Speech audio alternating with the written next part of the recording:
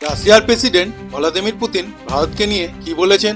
স্বাগত জানানোর পর ভারত কিভাবে আমেরিকান ক্রুড অয়েলকে ডাম্প করে দিল? ইন্ডিয়ান নেভির কোন বড় স্বপ্ন এবার পূরণ হতে চলেছে? আর ভারতীয় রুপির অবস্থা কেন এত খারাপ হয়ে গেল? অনেকগুলো গুরুত্বপূর্ণ আপডেট আসছে যা আপনারা অন্য কোনো নিউজ চ্যানেলে দেখতে পাবেন না। একটা খবরকে বানিয়ে না বলে ভারতকে ঘিরে বিশ্বের অনেকগুলো খবরকে এই ভিডিওতে আমরা আলোচনা করব, তাই ভিডিওটা শেষ পর্যন্ত দেখবেন। প্রথমে কথা বলি ভারত ও আমেরিকার সম্পর্ক নিয়ে। রেফারেন্স হিসাবে আপনার স্ক্রিনে আর্টিকেলের স্ক্রিনশট দেওয়া আছে। খবর বেরিয়ে এসেছে যে ভারতের সবচেয়ে বড় তেল শোধনাগার ইন্ডিয়ান অয়েল, যারা আমেরিকা থেকে কিছু ক্রুড অয়েলের চালান কিনেছিল, এখন সেই কোম্পানি ইউএস অয়েলকে এড়িয়ে গিয়ে নাইজেরিয়া এবং পশ্চিম আফ্রিকা গ্রেডের ক্রুড অয়েল কিনছে। অর্ডারও প্লেস করা হয়ে গেছে এবং এই শিপমেন্ট অক্টোবরে অথবা নভেম্বরের শুরুতে ভারতে পৌঁছে যাবে। এখন এই যে ইউএস অয়েলকে এড়িয়ে যাওয়ার খবর এসেছে, সেটা একটা তৈল শোধনাগার থেকেই এসেছে। এখন দেখতে হবে যে ভারতের বাকি তৈল শোধনাগারগুলো আমেরিকান অয়েল কেনাটা এড়িয়ে যাবে নাকি কেবলই কাকতালীয় ঘটনা। এর বাইরে আরেকটি খবর আসছে আমেরিকা সম্পর্কিত। রেফারেন্স হিসাবে স্ক্রিনে তার স্ক্রিনশট দেওয়া আছে। আসলে 2025 থেকে 26 অর্থ বছরে প্রথম কোয়ার্টার অর্থাৎ এপ্রিল থেকে জুন মাসের মধ্যে ভারতে কত বিলিয়ন ডলারের প্রত্যক্ষ বিদেশি বিনিয়োগ এসেছে সেই তথ্য ভারত সরকার প্রকাশ করেছে। তথ্য অনুযায়ী এপ্রিল থেকে জুন 3 মাসে ভারতে এসেছে 18.62 বিলিয়ন ডলারের এফডিআই, যা গত বছরের তুলনায় একেবারে 15% বেশি। গত বছর প্রথম কোয়ার্টারে ভারতে এসেছিল 16 বিলিয়ন ডলারের এফডিআই। এবারে এপ্রিল থেকে জুন 3 মাসে 18.62 বিলিয়ন ডলার আসার মধ্যে সবচেয়ে বড় অংশ এসেছে মার্কিন যুক্তরাষ্ট্র থেকে, মোট 5.6 বিলিয়ন ডলার। অর্থাৎ আমেরিকান কোম্পানিগুলোই ভারতে সবচেয়ে বেশি বিনিয়োগ করেছে। কিন্তু এখন ডোনাল্ড ট্রাম্পের ট্যারিফের কারণে মনে করা হচ্ছে পরের কোয়ার্টারে চীন আমেরিকাকে রিপ্লেস করে ফেলবে আর চীনা কোম্পানিগুলো ভারতে বিনিয়োগ শুরু করবে। যা গালওয়ান ঘটনার পর থেকে ভারত সরকার চীনের অনেক বিনিয়োগ প্রস্তাব ব্লক করে রেখেছিল, আর এখন গত কয়েক সপ্তাহ ধরে সরকার সেগুলোকে অনুমোদন দেওয়ার কথা বিবেচনা করছে। পরের আপডেট আসছে ভারত পাকিস্তান সীমান্ত নিয়ে। যেমনটা আপনারা জানেন, গত কয়েক সপ্তাহ ধরে ভারতের উত্তরাঞ্চলে বিশেষ করে পাঞ্জাব ও জম্মু কাশ্মীরে ভারী বৃষ্টি হচ্ছে। অনেক জায়গায় জল ঢুকে গেছে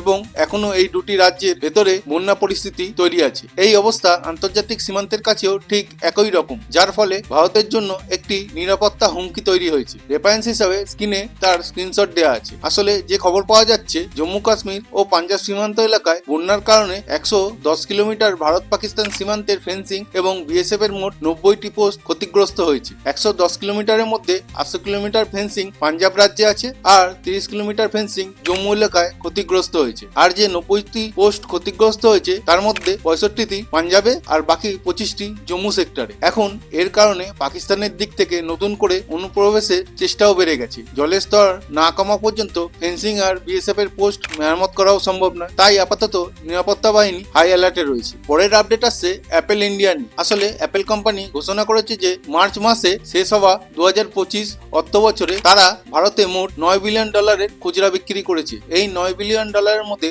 আইফোন, ম্যাকবুক, আইপ্যাড সহ সব পণ্যই রয়েছে। 2024 অর্থ বছরে অ্যাপেলের ভারতে বিক্রি ছিল 8 বিলিয়ন ডলার, অর্থাৎ বছরে বছরে 13% আয় বেড়েছে। পরের আপডেট আসছে ভারত সরকারের দিক থেকে। জিএসটি ছাড় দেওয়ার পর এবার সরকার রপ্তানিকারকদের বড় উপহার দিতে চলেছে। রেফারেন্স হিসাবে স্ক্রিনে তার স্ক্রিনশট দেওয়া আছে। খবর এসেছে যে জিএসটি রিলিফের পর এখন অর্থমন্ত্রক, রিজার্ভ ব্যাংক অফ ইন্ডিয়া ও ভারত সরকার মিলে আমেরিকার ট্যারিফের কারণে ক্ষতিগ্রস্ত রপ্তানিকারকদের জন্য রিলিফ প্যাকেজের পরিকল্পনা করেছে। খবর এসেছে যে ওইসব রপ্তানিকারকদের জন্য অর্থমন্ত্রক থেকে সাপোর্ট মেজার ঘোষণা করা হবে, যাতে দেশের ইন্ডাস্ট্রি ক্ষতিগ্রস্ত না হয়। বর্তমানে যে টার্গেটেড স্কিমগুলো তৈরি হচ্ছে তা মূলত টেক্সটাইল ও অ্যাপারেল, রত্ন ও গহনা, চামড়া ও ফুটওয়্যার, কেমিক্যাল, ইঞ্জিনিয়ারিং গুডস, কৃষি ও সামুদ্রিক পণ্যের ইন্ডাস্ট্রির ওপর। পরের আপডেট আসছে ভারতীয় নৌবাহিনীকে নিয়ে। আসলে প্রতিরক্ষা মন্ত্রক ইন্ডিয়ান নেভির জন্য টিপিসিআর 2025 ডকুমেন্ট প্রকাশ করেছে। টিপিসিআর এর পূর্ণরূপ হলো tactical and procurement compendium report, যেখানে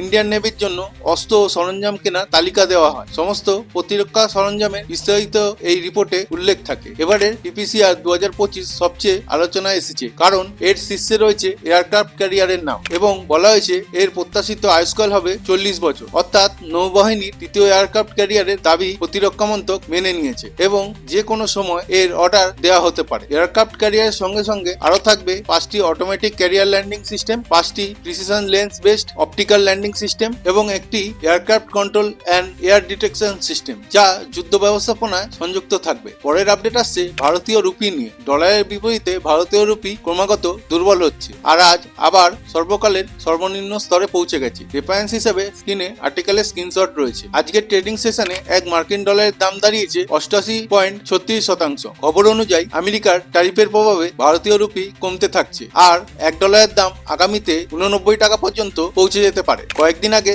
আমরা বলেছিলাম ভারত ইউক্রেনের সবচেয়ে বড় ডিজেল সরবরাহকারী হয়ে উঠেছে। ইউক্রেন বর্তমানে তাদের 15.5% ডিজেল ভারত থেকে কিনছে। এখন খবর এসেছে ইউরোপ ও ইউক্রেন আগস্ট মাসে ভারতের ডিজেল কেনার পুরনো সব রেকর্ড ভেঙে দিয়েছে। আগস্টে ইউক্রেন প্রতিদিন 2.6 লাখ ব্যারেল ডিজেল কিনেছে ভারত থেকে, যা জুলাইয়ের তুলনায় 63% বেশি আর গত বছর আগস্টের তুলনায় 103% বেশি। এই সব ডিজেল কেনা হয়েছে রিলায়েন্স ইন্ডাস্ট্রিজ থেকে, কারণ রিলায়েন্স রাশিয়া থেকে ডিসকাউন্টেড ক্রুড অয়েল কিনে রিফাইন করছে আর সেই ডিসকাউন্টেড দামে ডিজেল বিক্রি হচ্ছে ইউরোপ ইউক্রেনকে। তাই সবাই ভারতের কাছ থেকে ডিজেল কিনছে এই ডিসকাউন্টের জন্য। কিন্তু যখন ভারত রাশিয়া থেকে ডিসকাউন্টেড তেল কেনে তখনই এদের আপত্তি হয়। পরের আপডেট আসছে ভারত রাশিয়া নিয়ে। আসলে রাশিয়ার প্রেসিডেন্ট ভ্লাদিমির পুতিন আবারও ভারত ও চীনকে ডিফেন্ড করে ডোনাল্ড ট্রাম্পের মন্তব্যের জবাব দিয়েছে। রেফারেন্স হিসেবে স্ক্রিনে আর্টিকেলের স্ক্রিনশট রয়েছে। ভ্লাদিমির পুতিন বলেছেন, আপনি ভারত আর চীন সম্পর্কে এমন ভাবে কথা বলতে পারেন না। ঔপনিবেশিক যুগ অনেক আগেই শেষ হয়েছে। আমেরিকাকে বুঝতে হবে তারা তাদের পার্টনার দেশগুলোর সাথে এমন ভাবে হুমকির ভাষা ব্যবহার করতে পারে না। ভারত এমন একটি দেশ যেখানে 140 কোটিরও বেশি মানুষ থাকে, শক্তিশালী অর্থনীতি আছে, নিজস্ব রাজনৈতিক ব্যবস্থা আছে, নিজস্ব আইন আছে। আর যখন আপনি বলেন যে তাদের শাস্তি দেবেন, তখন ভাবতে হবে ভারত আর চীনের প্রতিক্রিয়াটাও ঠিক তেমনই হবে। তাই ডোনাল্ড ট্রাম্প প্রশাসনকে ভাষা বেছে নিতে হবে। একই সঙ্গে পুতিন বলেন, প্রধানমন্ত্রী মোদির সাথে গাড়িতে বসে তার যে ব্যক্তিগত আলাপ হয়েছে সেটা নিয়ে কোনো গোপনীয়তা নেই। তিনি কেবল আলাস্কায় ট্রাম্পের সাথে হওয়া বৈঠকের কথা মোদিজিকে বিস্তারিতভাবে জানিয়েছেন মাত্র। পরের আপডেট আসছে রাশিয়া ইউক্রেন যুদ্ধ নিয়ে। আসলে এই যুদ্ধ শেষ করতে এবং ভবিষ্যতে রাশিয়া যেন ইউক্রেনকে আক্রমণ না করে এই জন্য মোট 26টি দেশ ঘোষণা করেছে তারা তাদের সেনা ইউক্রেন সীমান্তে মোতায়েন করবে। এই 26টি দেশকে বলা হয়েছে কোয়ালিশন অফ উইলিং। ইউক্রেনের প্রেসিডেন্ট বলেছেন এই বাহিনী হবে রিজিওরেন্স ফোর্স, যারা স্থল, আকাশ ও জল এই 3 জায়গাতেই মোতায়েন থাকবে আর তারা নিশ্চিত করবে রাশিয়া যেন আর ইউক্রেনকে আক্রমণ করতে না পারে। ইউক্রেন ও ইউরোপীয় দেশগুলি এই বিষয়টি নিয়ে জোরালোভাবে চাপ দিচ্ছিল যাতে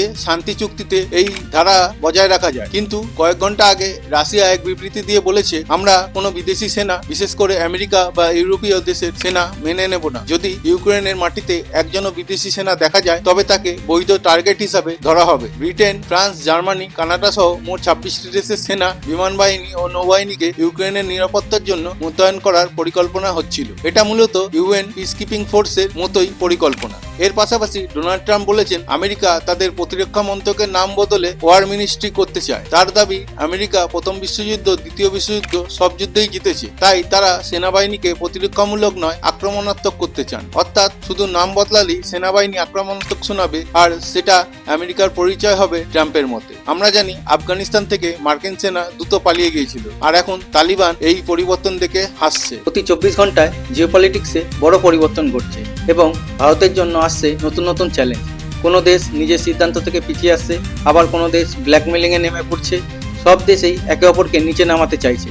এই সবের মাঝে আমাদের ভারত যেন কখনো পিছিয়ে না পড়ে তার জন্য মোদী সরকার লাগাতার চেষ্টা করে চলেছে এবং ভারতের foreign policy, defence news, economy ও গ্লোবাল অ্যাফেয়ার্সের সঠিক বিশ্লেষণ ও আলোচনা আমাদের চ্যানেল ইন্ডিয়ান ইনসাইট টিভি এর মিশন এবং এই মিশন আপনার সাপোর্ট ছাড়া অসম্পূর্ণ।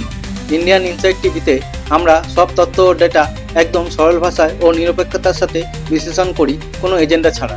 আপনি যদি চান ইন্ডিয়ান ইনসাইট টিভির সঠিক ও অথেন্টিক বিশ্লেষণ আপনার কাছে পৌঁছাক, তাহলে এই ভিডিওটিকে লাইক, শেয়ার করুন এবং আমাদের চ্যানেল ইন্ডিয়ান ইনসাইট টিভিকে সাবস্ক্রাইব করে বেল নোটিফিকেশন অন করতে ভুলবেন না। আপনার একটি লাইক ও শেয়ার আমাদের চ্যানেলকে গ্রো করতে অনেক সাহায্য করবে আর একটি সাবস্ক্রাইব নিশ্চিত করবে যে আপনি কোনো গুরুত্বপূর্ণ আপডেট মিস করবেন না। যদি আপনি ইতিমধ্যেই আমাদের চ্যানেল সাবস্ক্রাইব করে থাকেন তাহলে অন্তর থেকে ধন্যবাদ। জয় হিন্দ, বন্দে মাতরম।